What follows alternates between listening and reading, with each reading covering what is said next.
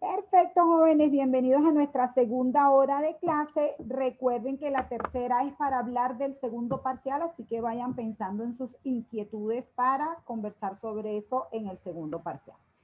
Seguimos entonces con la última parte de los aspectos macroeconómicos, los aspectos teóricos que nos interesan y habíamos cerrado con esta relación. En esta relación está el mercado de dinero y está el mercado de fondos. O sea, en vez de estar el mercado de dinero y el mercado de bienes y servicios representados por la oferta agregada y la demanda agregada, está el mercado de fondos representado por los que prestan fondos, que son los ahorradores, y por los que demandan fondos, que son los inversionistas. Siempre hemos, desde el principio, ido desde la ecuación macroeconómica de ingreso igual a consumo más gasto más inversión más exportaciones netas a la igualdad ahorro menos inversión es igual a exportaciones netas o a cuenta corriente. ¿Por qué hacemos eso, jóvenes? Porque realmente todo el proceso productivo está respaldado en el mercado de fondos. Si ustedes se ponen a pensar antes de producir un bien o servicio, la empresa lo primero que hace es sacar cuentas, ¿sí? Saca cuenta de dónde va a sacar los recursos para poner a combinar capital y trabajo y con eso producir bienes y servicios. Entonces, es lógico que se entienda que hay una relación paralela entre lo que ocurre con la producción de bienes y servicios y lo que ocurre con los fondos o el dinero que permitió que se pudiera obtener esos procesos productivos. ¿Hasta allí estamos bien? Sí, profe. Ok, entonces fíjense, en un mercado en equilibrio tenemos una situación como la E1. En el mercado de bienes y servicios, la oferta agregada de corto plazo va a ser igual a la demanda agregada de largo plazo. En el mercado de fondos, el ahorro va a ser igual que la inversión. Y en este mercado de dinero, la oferta de dinero y la demanda de dinero van a gravitar sobre un nivel de tasa de interés. Por cierto, que vista la economía desde estos términos reales, el precio que logra el equilibrio es la tasa de interés. Ahorita lo vamos a ver con la gráfica, ¿ok? Pero dejando eso ahorita de lado, lo que estamos enseñando aquí es el efecto de una política monetaria expansiva. Obviamente una política monetaria expansiva en un contexto donde hay ciertas rigideces en los precios, es decir, donde esta I de producción de bienes y servicios no es inamovible, no es el PIB potencial, sino que es el PIB real, que entonces puede ser igual al PIB potencial, pero pudiera estar por encima o puede estar por debajo. En ese contexto, lo que decimos es que aumenta la oferta monetaria real. El Banco Central, a través, supóngase que de una operación de compra de bonos, aumenta su activo, expande la base monetaria, suponga que el multiplicador se mantiene constante, se logra este incremento de la cantidad de dinero que está aquí. Este incremento de la cantidad de dinero que está aquí se va a traducir en una menor tasa de interés y esa menor tasa de interés va a permitir que haya una mayor inversión. Paralelo a eso, ¿qué ha pasado? Que esa mayor inversión ha podido permitir que se aumente el ingreso. Y ese aumento del ingreso ha sido posible entonces porque también ha habido un mayor nivel de ahorro, ¿sí? O sea, se empiezan a mover las variables desde los dos lados. Se empieza a motorizar la inversión consigue recursos porque resulta que ese ahorro que está generando la economía está aumentando por el mismo hecho de que estamos produciendo más bienes y servicios. O sea, es ver la cosa como bastante más dinámica.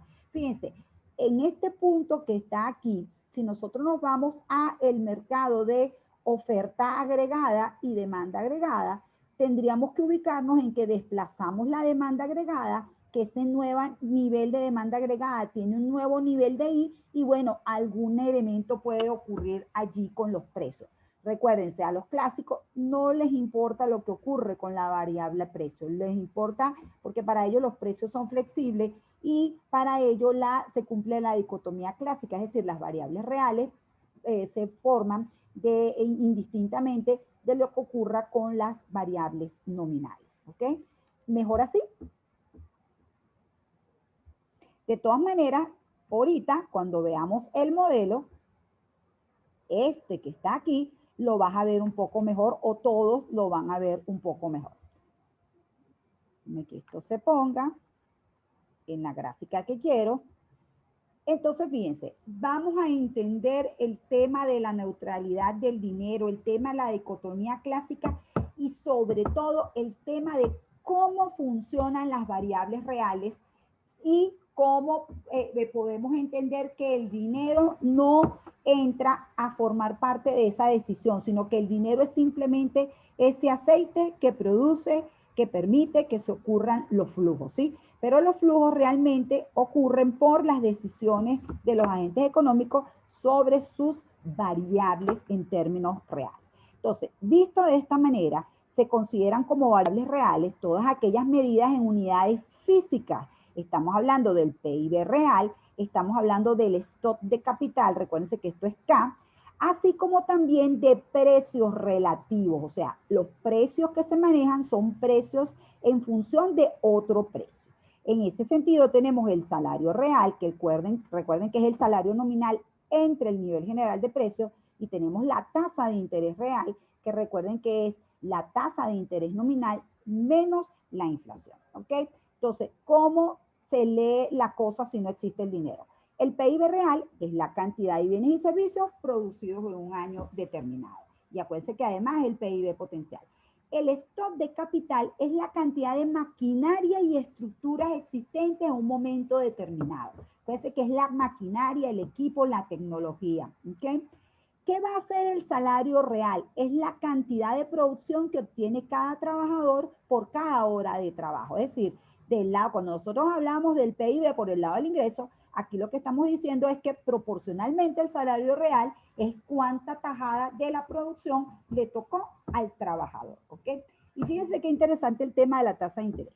El tipo de interés real es la cantidad de producción que obtiene una persona en el futuro prestando una unidad de producción hoy. Es decir, hay personas que recibieron su unidad de producción hoy y en vez de gastarla, se la prestan a otro, y siempre que uno presta dinero es porque uno espera que con ese, fíjense que estoy usando el término dinero, pero siempre que uno presta algo es con la idea de que en el futuro está conservando ese algo y cuando se lo devuelvan lo va a poder gastar en lo que quiera o lo va a poder utilizar como quiera, ¿ok? Entonces, visto de esta forma, las variables reales no son impactadas por el dinero.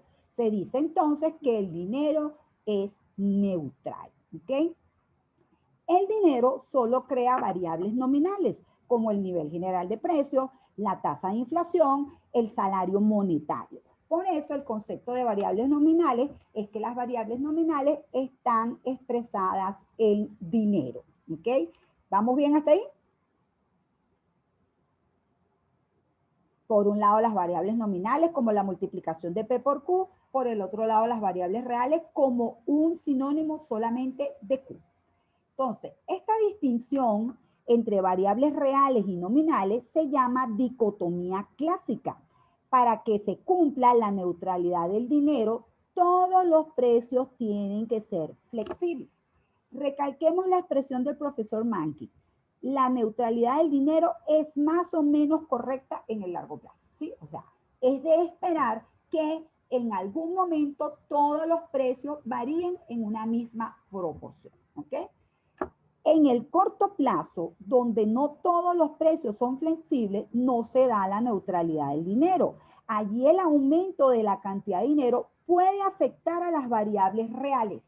La manera como se da ese proceso es a través de una concepción de la demanda agregada muy distinta a como la ven los clásicos. La demanda agregada se deriva del modelo ISLN. Es decir, ahora nosotros tenemos que ver cómo se deriva la demanda agregada para entender por qué se puede romper la neutralidad del dinero.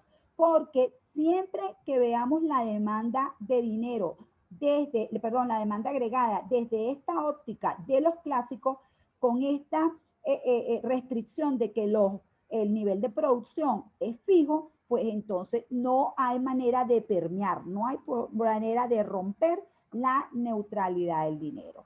En definitiva, jóvenes, la neutralidad del dinero pasa por acostar la curva de oferta agregada. Pasa por hacer que haya una relación positiva entre la oferta agregada y el nivel general de precios, y ahí es donde está el meollo del asunto, ¿ok? Antes de cerrar esa idea, entremos entonces en lo que es el modelo de equilibrio macroeconómico en una economía cerrada con sector público. Los supuestos, si lo hacemos de esta forma cerradita, no se toma en cuenta el dinero, no hay comercio con otros países, no hay desempleo, el capital es fijo, todos los precios son flexibles. Si estos son nuestros supuestos, ya sabemos entonces que el ingreso es una relación que depende de la productividad marginal, o sea, el nivel de ingreso se va a calcular cuando la productividad marginal del trabajo sea igual al salario real. Pero no me quiero quedar del lado de la oferta porque siempre hemos estado más del lado de la oferta. Quiero ir al lado de la demanda. Una vez que el oferente decide cuánto es el nivel de oferta, cómo se gasta eso en la economía y sobre todo cómo queda estructurada la demanda agregada. Bueno, como no hay sector externo, las variables son consumo, inversión y gasto. Pero ojo que ahora el consumo es una variable endógena, es una variable que se determina dentro del modelo y ahora siempre consumo lo vamos a sustituir como el consumo como una función del ingreso disponible, es decir, el ingreso menos los impuestos, ¿ok? Ese ingreso disponible es el que una parte va a ir al consumo y otra parte va a ir al ahorro. Esto, repito, ahora es la forma como vemos el consumo. ¿Cómo vemos la inversión? La inversión es una función también que tiene una relación con la tasa de interés. Quiere decir que en este modelo el consumo y la inversión son variables endógenas. En el caso del gasto del gobierno y los impuestos son variables que, ¿cómo se llama? Son variables que define por políticas fiscales, son varias decisiones que toma el gobierno. Entonces, esas son unas variables que van a estar determinadas por las decisiones del gobierno. Entonces, ¿quiénes van a ser los hogares? Los hogares van a ser estas personas que reciben un ingreso por su trabajo, ¿ok? Y por la propiedad de su capital. Recuérdense que en el sector hogar está tanto el dueño del capital como el dueño de la mano de obra. ¿Qué hacen estos hogares? Pagan impuestos al Estado, deciden cuánto consumir y ahorrar, ¿ok? En el caso de la inversión, recuérdense que es esa compra de maquinaria y equipo que hacen las empresas, y en el caso de los impuestos y el gasto son las variables asociadas. El gasto es el gasto que hacen el gobierno en bienes y servicios y en contratar mano de obra para cumplir su función de prever bienes públicos y honrar sus pagos, y para poder recibir un ingreso cobra impuestos o se endeuda. Eso hace entonces, repito, que ahora esta sea la forma de nosotros representar la ecuación macroeconómica. Y esta ahí le pueden poner una rayita aquí arriba, ¿verdad? De I potencial va a ser igual al consumo en función del ingreso menos los impuestos más la inversión en función de la tasa de interés más el gasto. Ojo que nunca falta que uno se equivoque. Aquí está I de inversión. Esta es inversión en función de la tasa de interés. ¿Ok? Que lo había puesto con I chiquita. Muy bien. Ahora partimos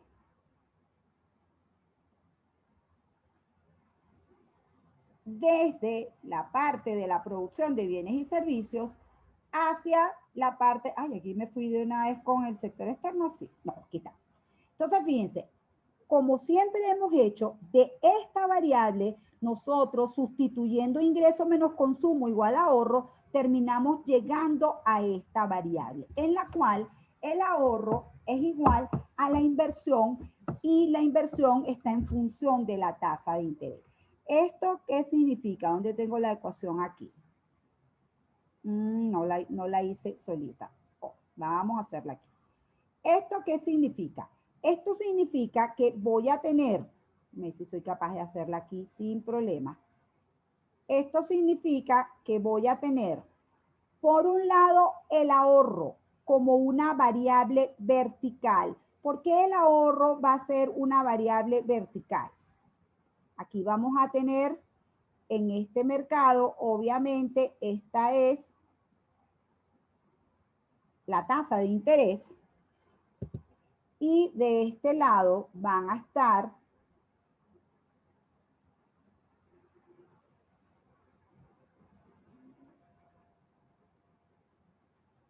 ay, no me deja.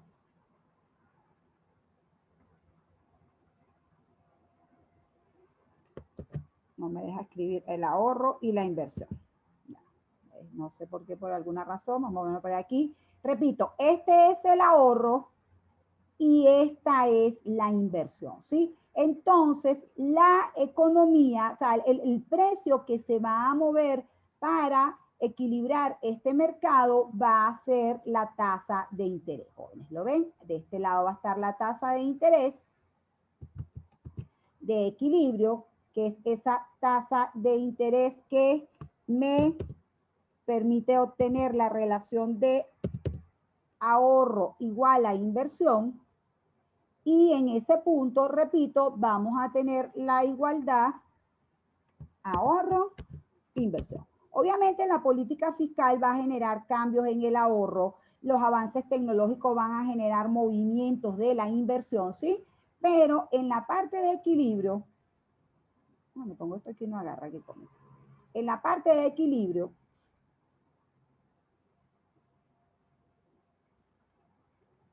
algo pasa cuando hago esto aquí así. Después yo lo sigo acomodando. Me están entendiendo la idea, ¿verdad, jóvenes? Repito, en este equilibrio, esta señora se va a mover hasta que se consiga esta igualdad.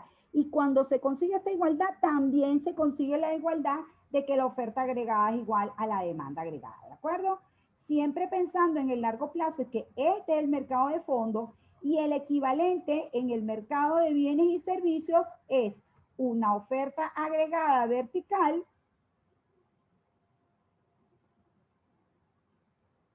en señal de que la producción de bienes y servicios se define en el mercado de trabajo y una demanda agregada. Ups, aquí sí va a estar difícil hacer la curva.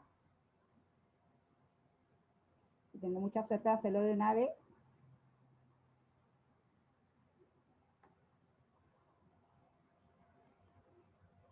Y una demanda agregada, que obviamente no tiene esta forma así. Ah, qué desastre. Y una demanda agregada que, bueno, ya ustedes saben cómo es la forma de la demanda agregada. ¿Sí, jóvenes? ¿Me están entendiendo? ¿Aló? ¿Están conmigo? Sí, profe. Ok, fíjense, ahora veamos rápidamente cómo funciona la cosa cuando la economía comercia con el resto de los países. Bueno, cuando la economía comercia con el resto de los países, tenemos las exportaciones netas. Y entonces, ¿cómo vamos a ver la relación aquí? Bueno, las exportaciones netas van a ser la diferencia entre el ingreso menos la demanda agregada interna. Repito, partimos de la ecuación de ingreso igual a consumo en función del ingreso disponible, más el gasto, más la inversión en función de la tasa de interés, y agregamos estos componentes, exportaciones menos importaciones. Este término lo pasamos aquí al lado izquierdo y eso es lo que se llama el enfoque de absorción de la balanza de pago. La diferencia entre el ingreso de la economía y lo que gaste esta economía va a quedar representado por el saldo de las exportaciones netas. Si el ingreso de la economía es mayor que la demanda agregada interna, entonces es porque esta economía tuvo unas exportaciones netas positivas, ¿ok? Si el ingreso es menor que el gasto, las exportaciones netas son negativas. Repito, esta es la forma de ver cómo la absorción interna, que es los componentes consumo, gasto e inversión, se diferencia con el ingreso y obviamente esa diferencia nos las va a dar las exportaciones netas. ¿A dónde vamos con esto? Otra vez a esta relación. Si yo manipulo esto y otra vez sustituyo ingreso menos consumo, acuérdense que el consumo incluye al consumo privado más el consumo del gobierno, llego a esta relación, que las exportaciones menos la inversión es el saldo de las exportaciones netas. Entonces, en ese sentido, si el ahorro es mayor que la inversión, el saldo de las exportaciones netas es positivo, y si el ahorro es menor que la inversión, el saldo de las exportaciones netas es negativo. ¿A dónde nos lleva eso? Déjenme, antes de hablar el tema de la neutralidad del capital. Eso me lleva a que por un lado voy a tener la tasa de interés, aquí voy a tener el ahorro y aquí voy a tener la inversión, ¿sí? Y en este punto que está aquí, el ahorro es igual que la inversión. Si hay diferencia entre el ahorro y la inversión, eso lo va a recoger el saldo de las exportaciones netas. Fíjense que siempre que la inversión sea mayor que el ahorro, las exportaciones netas son positivas.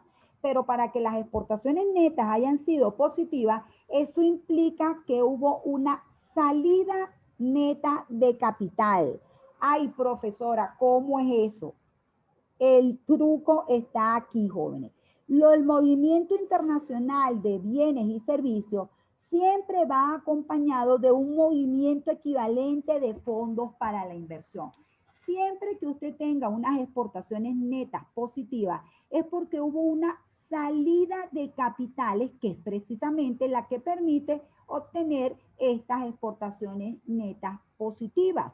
Al contrario, si el ahorro es menor que la inversión, ¿se acuerdan que decimos que esta economía necesita capitales entonces, verdad? Porque ¿cómo hizo para financiar la inversión si el ahorro no fue suficiente? Necesitó capitales. Eso significa que el saldo de la cuenta capital es positivo, pero para que el saldo de la cuenta capital sea positivo, tiene que estar del otro lado de la balanza de pago unas exportaciones netas con signo negativo. Ruego a Dios porque estén entendiendo lo que les quiero decir. ¿Ah? Por eso les dejo los dos esquemas. La balanza comercial viene determinada por la diferencia entre el ahorro y la inversión y el tipo de interés internacional. Aquí es porque nos metemos con el capital internacional, pero no quiero llegar ahí hasta que no tengamos claro esto. Si recuerdan, cuando hicimos cuentas nacionales, les decía, ahorro menos inversión es igual al saldo de la cuenta corriente. Si el saldo de la cuenta corriente es positivo, es porque esta economía destinó parte de su ahorro al resto del mundo, ¿sí? Para destinar parte del ahorro al resto del mundo es porque hubo salida de capitales, ¿sí? Que esa salida de capitales, repito, viene acompañada con una entrada por el lado del flujo de bienes y servicios. Cuando hacíamos la otra relación decíamos, bueno, resulta que si el ahorro es menor que la inversión, el saldo, si el ahorro es menor que la inversión, el saldo de la cuenta corriente es negativo. ¿Qué significa eso? Que necesitamos que hubiese entrada de capitales, ¿sí? Pero esa entrada de capitales se compensa con este movimiento negativo del lado de las exportaciones netas. ¿Por qué acá aquí aparece exportaciones netas y no cuenta corriente? Porque estamos asumiendo que en esta economía no hay movimientos de renta como los que veíamos en la economía o los que ocurren en la economía normal. Pues es decir, nos quedamos en la ecuación de ingreso igual a consumo más gasto más inversión más X menos M y no llegamos a la parte de convertir el Producto Interno Bruto en ingreso nacional disponible. ¿Alguien tiene alguna pregunta?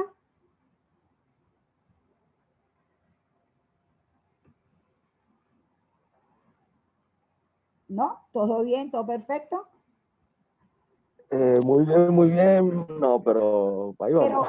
Pero exactamente, ahí vamos en el sentido de entender, fíjense, lo que estamos haciendo es entender ahora la relación, repito, desde el lado teórico, ¿sí?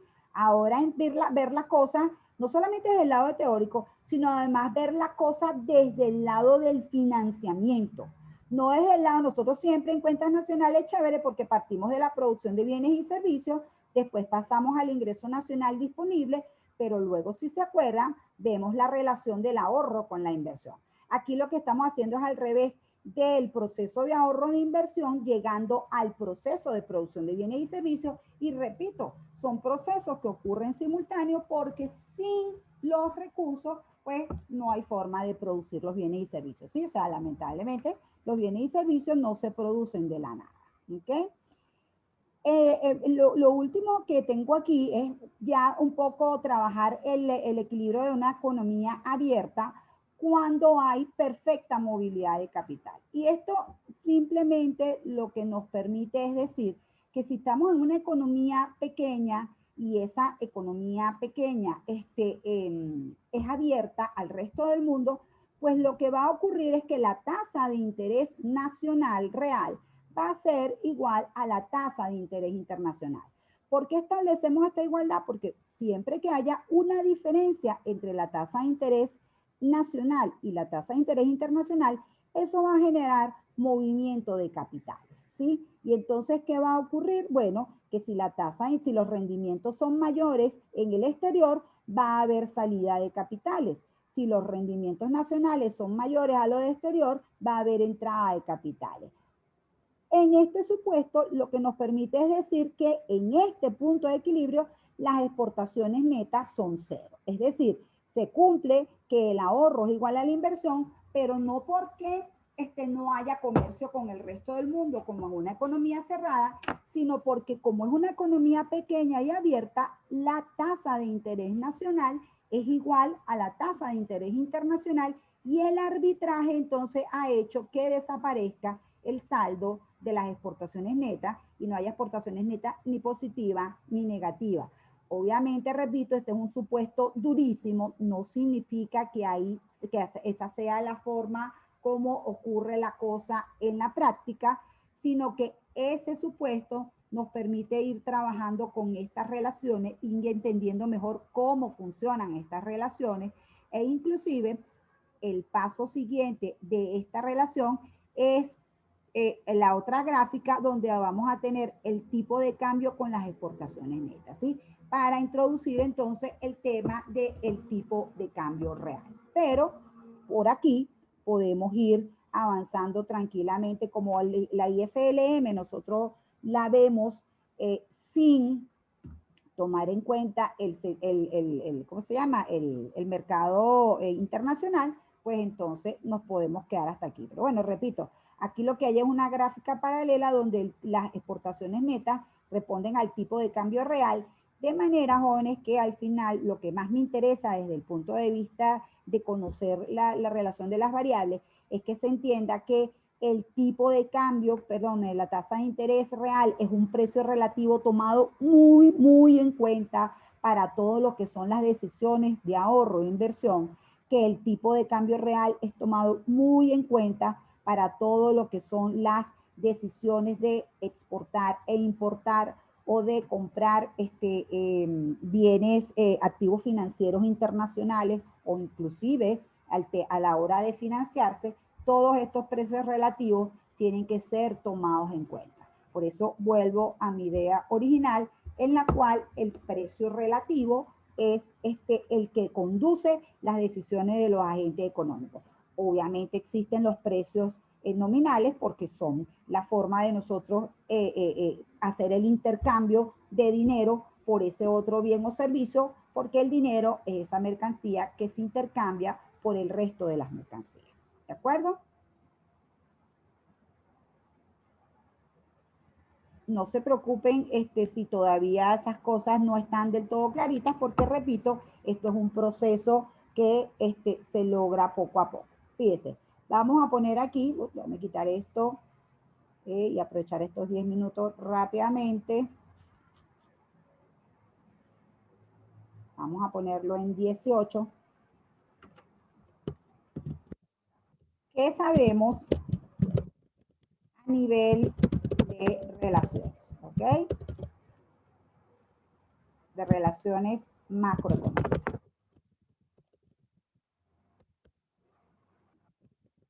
Bueno, una cosa que ya debemos saber muy bien, pero yo, es que en el mercado de dinero, las variables que nos interesan son la cantidad de dinero, y que la cantidad de dinero es la multiplicación de la base monetaria por el multiplicador monetario, ¿ok? Hemos aprendido que la base monetaria va a estar integrada por los componentes efectivo más depósitos. Hemos entendido que la cantidad de dinero va a ser la suma de, reservas bancarias, y que la cantidad de dinero va a ser el efectivo más los depósitos. Este sí es más los depósitos, ¿sí? ¿Qué otra cosa ha hecho énfasis la profesora? En que la cantidad de dinero por el lado de los activos está conformado por los préstamos. Ya le hemos puesto varios nombres a eso: préstamos, crédito, financiamiento bancario, y por las reservas internacionales. Con eso las cito los nombres: reservas internacionales, ¿ok? De manera que esta es la cosa por el lado de los activos, esta es la cosa por el lado de los pasivos. Y finalmente sabemos que el multiplicador monetario es una relación donde dividimos la liquidez monetaria entre la base monetaria, y que eso implica entonces que el coeficiente de efectivo más 1 lo vamos a dividir entre el coeficiente de efectivo más el coeficiente de reservas bancarias. Esto se supone que ya lo sabemos y es con lo que cerramos este mercado que está aquí, ¿ok?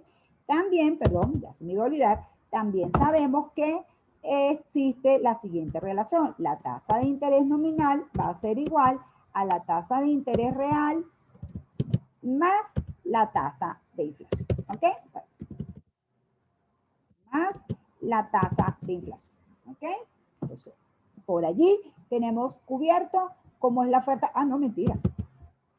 Además, tenemos que la demanda de dinero es una función ¿de quiénes? ¿De qué variables? El ingreso y la tasa de interés. ¿Okay? Eso ya lo sabemos del mercado monetario. Hasta ahora la oferta la hemos manejado de la siguiente manera: del mercado de bienes y servicios,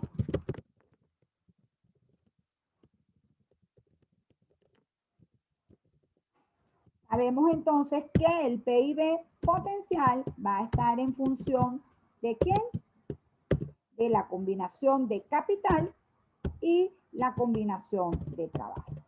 Ojo con la siguiente ecuación.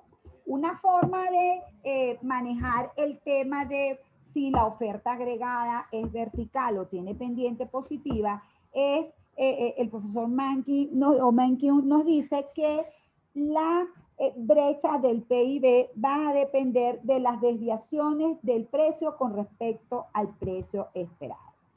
Para el profesor, bueno, obviamente para a nivel macroeconómico, pero digamos que allí es donde lo tomamos, ¿verdad? La brecha del PIB va a depender, o la brecha del ingreso, no usemos PIB para que sepamos que estamos en la parte correcta. La brecha del ingreso, y lo que hacemos que entre paréntesis ponemos la variable I, va a depender de las desviaciones del precio del nivel general de precios P respecto al nivel de precios esperado EP. ¿Okay? El nivel de precio esperado EP. Y entonces el profesor Mankiw nos deja una ecuacioncita que es bien interesante. El ingreso real de la economía va a ser igual al ingreso potencial de la economía, ¿ok?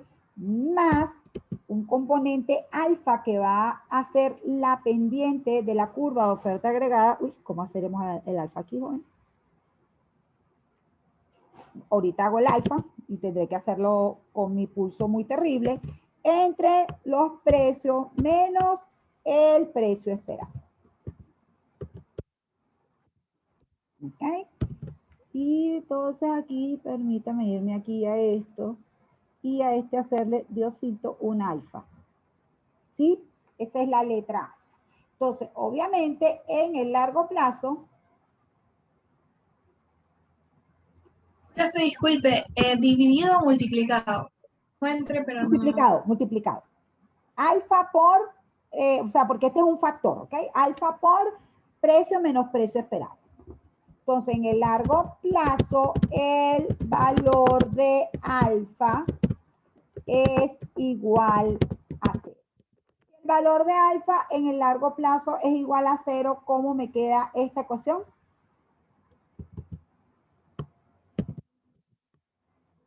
Ingreso igual a PIB potencial. Así es, el ingreso real es igual al ingreso potencial y la brecha,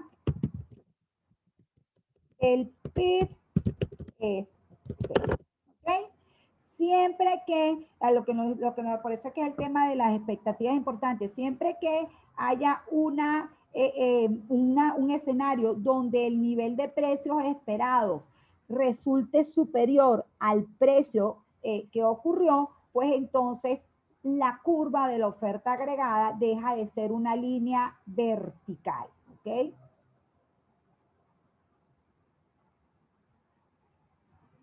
Aquí en esta ecuación de lo que estamos hablando es que de la curva de oferta agregada es una ecuación. Estos jóvenes, porque resulta que hay modelos donde los precios son totalmente rígidos, los precios son totalmente flexibles, oferta agregada de largo plazo, y obviamente pasa porque todos los precios sean flexibles. ¿Ok? Entonces, aquí acuérdense que tenemos el nivel general de precios, y aquí tenemos, dime María Valentina. Profe, ¿pudiese repetir qué representa alfa? Alfa representa la pendiente de esta curva. ¿Sí? Es la proporción en la que va a cambiarse la brecha. Fíjate que yo te estoy diciendo aquí. La brecha del ingreso va a depender de las desviaciones del nivel general de precio con respecto al esperado. Si la gente esperaba un nivel de precio y ese es el que al final se dio en la economía, resulta que esto es 0 y tenemos que el ingreso real es igual al ingreso potencial. De entrada, este alfa, cuando este alfa es 0, ya ni siquiera importa lo que ocurra aquí, ¿verdad? Ya de entrada, el ingreso es igual al ingreso potencial. Obviamente, también estamos asumiendo que es que, porque en el tema de la economía real es que siempre es un tema de expectativas, ¿sí? O sea, los agentes económicos siempre van a tomar sus decisiones con un nivel de precio que ellos esperan. Ah, bueno, si resulta que el nivel de precio general de la economía que se produjo de producto de que existe el dinero es un precio que está por debajo del que esperaba, resulta que yo salí ganando a nivel de precios relativos. Y eso lleva al profesor Mankey a pensarse en una oferta agregada con pendiente positiva que está por encima del PIB potencial. Al contrario, si resulta que no, que el precio al que fue la realidad está muy por encima del precio, muy por debajo del precio esperado, yo estoy de este lado del PIB potencial. Es decir, yo estoy trabajando con recesión porque es que la relación de precios no me es, ¿cómo se llama? La más acertada. ¿Alguien levantó la mano? Profe, yo tenía una duda que me confundí. La curva deja de ser vertical cuando el nivel general de precios con respecto al nivel de precios esperados Es sí es un diferente, valor es diferente. Cuando este valor y este valor son diferentes. y alfa no es 0. Y alfa no es 0. Alfa tiene algún número positivo. De hecho, ¿qué debería pasar si alfa es infinito? Ya nos queda un minuto menos. Si alfa es infinito, ¿cómo